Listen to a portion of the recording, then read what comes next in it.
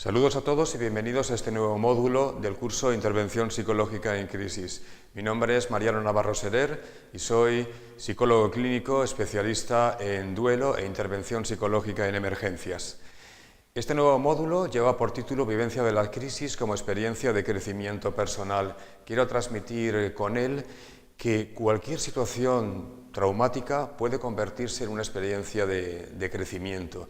Evidentemente, esto es un mensaje que nosotros como profesionales de relación de ayuda debemos de tener muy claro, pero obviamente no es el mensaje que tenemos que transmitir a la persona que está viviendo esa situación traumática en el momento de iniciar un acompañamiento terapéutico a su lado. Es una meta, es un objetivo a lograr y evidentemente con nuestra intervención conseguiremos a través de un acompañamiento empático, auténtico, genuino y absolutamente humano, podremos ayudar a esa persona a alcanzar la resolución de la situación traumática.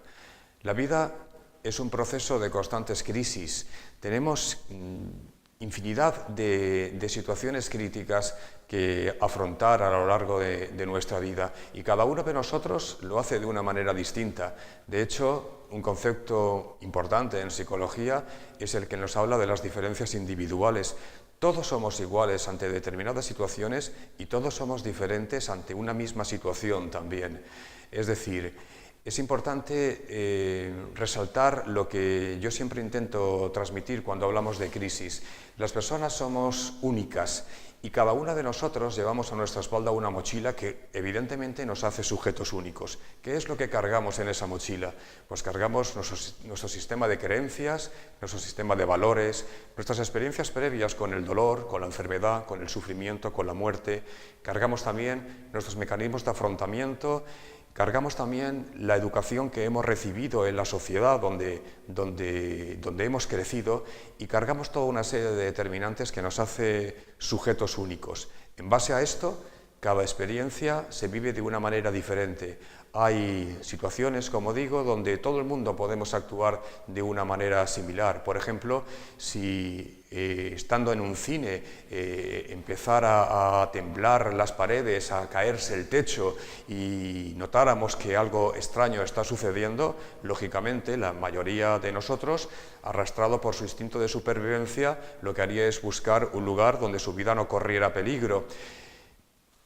Evidentemente también alguno de nosotros podía quedar absolutamente abatido y adoptar una posición catatónica donde no tuviera capacidad de reacción, pero la inmensa mayoría, como digo, arrastrado por ese instinto de supervivencia, buscaría un lugar donde su vida no corriera peligro. Sin embargo, hay otras situaciones que pueden hacer que cada cual reaccione de una manera diferente, como por ejemplo la comunicación de una mala noticia o la comunicación, como ejemplo de mala noticia, de un diagnóstico que te está diciendo que tu vida corre peligro o un diagnóstico en el que te están dando un pronóstico de vida inferior a 1 año, por ejemplo. Haciendo uso de esa mochila, actuaríamos de una manera distinta cada uno de nosotros.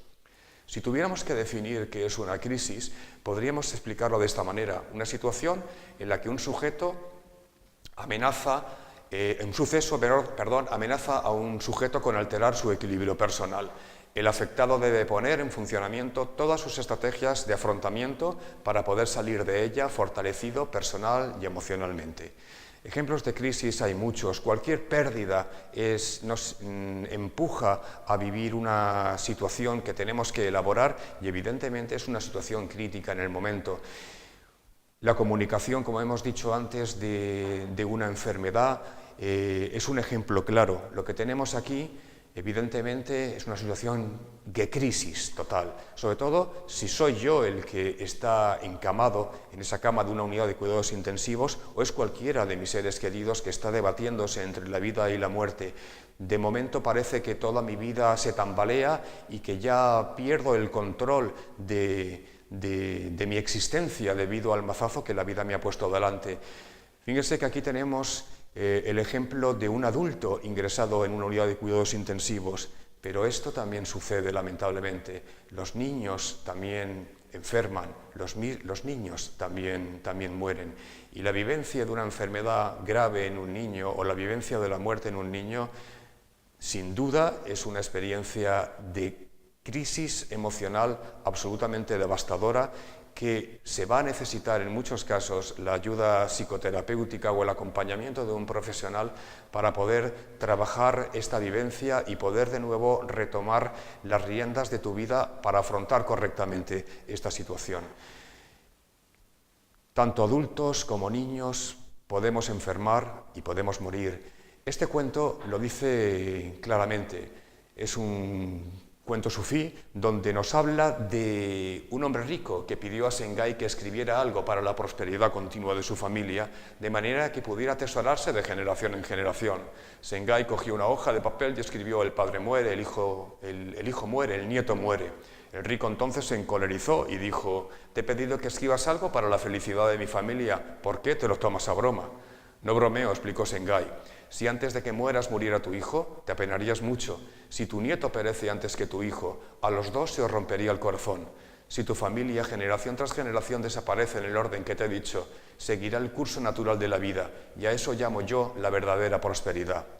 Un ejemplo a través de este cuento de lo que puede ser, sin duda, la experiencia crítica más traumática en la vida de un ser humano, la pérdida de un hijo.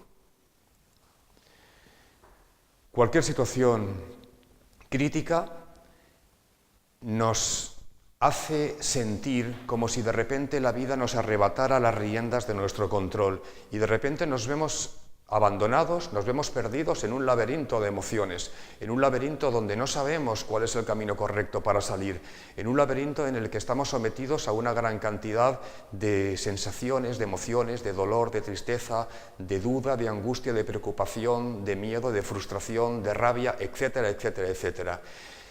Todos tenemos capacidad, más allá de la que imaginamos, para poder afrontar correctamente una situación crítica. No todo el mundo ante una pérdida, ante un duelo, necesita la ayuda psicoterapéutica de un profesional. Haciendo uso de las capacidades que llevamos en esa mochila de la que hemos hablado, podemos salir hacia adelante. Pero hay momentos, y dependiendo de una gran cantidad de determinantes, en los que la persona se siente absolutamente abatido y perdido. Y es en ese instante cuando se necesita la ayuda de un profesional que te acompañe, que te sostenga, que te reubique, que te oriente y que te ayude a salir de ese laberinto en el que la vida te ha metido sin tu consentimiento. Hay un concepto que todos conocemos, que es el de resiliencia. No voy a profundizar mucho en él, simplemente definir que se consideran resilientes aquellas personas que, enfrentadas a la adversidad, no experimentan síntomas disfuncionales ni ven interrumpido su funcionamiento normal, sino que consiguen mantener un equilibrio estable sin que afecte a su rendimiento y a su vida cotidiana. Se puede considerar, por tanto, la resiliencia como un factor protector opuesto a la vulnerabilidad frente al riesgo de desarrollar trastornos psicotraumáticos. Con esto quiero decir que todo el mundo tiene una capacidad mayor de la que imagina para poder afrontar las situaciones de la vida. Todos tenemos un potencial que nos podemos estirar, que se puede estirar sin romperse, y nos podemos sorprender cuando nos damos cuenta de lo que somos capaces de hacer si previamente éramos incapaces de pensar que podíamos reaccionar ante una determinada situación de esta manera que ahora estamos haciendo. Esto es darte cuenta de tu capacidad y esto es salir adelante haciendo uso de tu capacidad resiliente. La vida es un proceso de constantes crisis, de constantes pérdidas. He dicho antes que cargamos una mochila donde están nuestros recursos, pero también cargamos otra mochila que muchas veces la vamos llenando sin darnos cuenta y la vamos llenando de piedras. Cada piedra es una situación traumática, una situación dura, una crisis que la vida nos pone delante. Podemos hacer dos cosas ante cada una de las crisis: cerrar los ojos para no tomar conciencia de ella, para no resolverla, quizás porque no tenemos las habilidades suficientes o no tenemos la capacidad suficiente o la confianza suficiente en nosotros mismos para hacerlo, y consideramos que cerrar los ojos y dejarlo ahí acumulado es la solución, o tenemos la posibilidad de afrontar cada una de esas crisis resolviéndolas para que no se conviertan en piedras que vamos acumulando a lo largo de nuestra vida. De lo contrario, si tomamos la alternativa A, que es la errónea, esa mochila cada vez nos va a pesar más. Nos va a pesar más y se va a manifestar ese peso a lo largo de nuestra vida. El cuerpo nos va a empezar a dar señales de que las cosas no van bien. Cuando las personas deciden no afrontar sus situaciones críticas, no poner fin a las situaciones duras con que la vida les ha puesto delante, esa situación se convierte en piedras de diferente tamaño que al final te van a enfermar.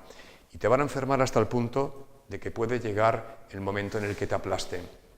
Es muy importante entonces llegar al concepto de introspección. La introspección la podemos definir como la observación y examen que una persona realiza de sus propias ideas, pensamientos y sentimientos, en definitiva, de su propio estado emocional interior. En definitiva, la introspección sería un viaje interno, un preguntarme cada día cómo me encuentro, un preguntarme con qué me he podido quedar enganchado, algo absolutamente recomendable para todos los profesionales de la relación de ayuda, aquellos que están diariamente en contacto con el dolor, con el sufrimiento, con la muerte, con el sufrimiento de todos los pacientes a los que tienen que acompañar. Tener en cuenta que antes de profesionales somos seres humanos y, por tanto, el dolor del otro puede entrar en contacto, puede hacer reabrir quizás ciertas heridas nuestras que no están perfectamente cicatrizadas y empezar a supurar un sufrimiento que no podemos permitir que llegue a más. De ahí la importancia de ese ejercicio introspectivo, de esa mirada interior, de ese preguntarme cómo estoy, para poder cerrar asuntos pendientes y para poder impedir que cada experiencia traumática propia o de ajenos, en nuestro proceso de acompañamiento como profesionales de relación de ayuda, se convierta en una piedra más que acumule más peso a nuestra mochila. De lo contrario, lamentablemente nos pasará esto. Nadie quiere que le pase esto, pero diariamente aquellos que trabajamos en el acompañamiento, en el sufrimiento de los demás, observamos muchos casos así. Personas que han permitido que las piedras se acumulen y que esas piedras al final terminen enfermándoles y aplastándoles. Y desde ahí uno pierde el control de su existencia. Intentemos que esto no nos suceda y pongamos como objetivo principal dentro de lo profesional, dentro de aquellos que trabajamos con aquellos que sufren, los profesionales de relación de ayuda, hacer un viaje interno cada día antes de llegar a casa para poder desprendernos de todo aquello que nos pesa y evitar que esto, tarde o temprano, nos pueda suceder. Muchas gracias y reflexionemos sobre lo hablado.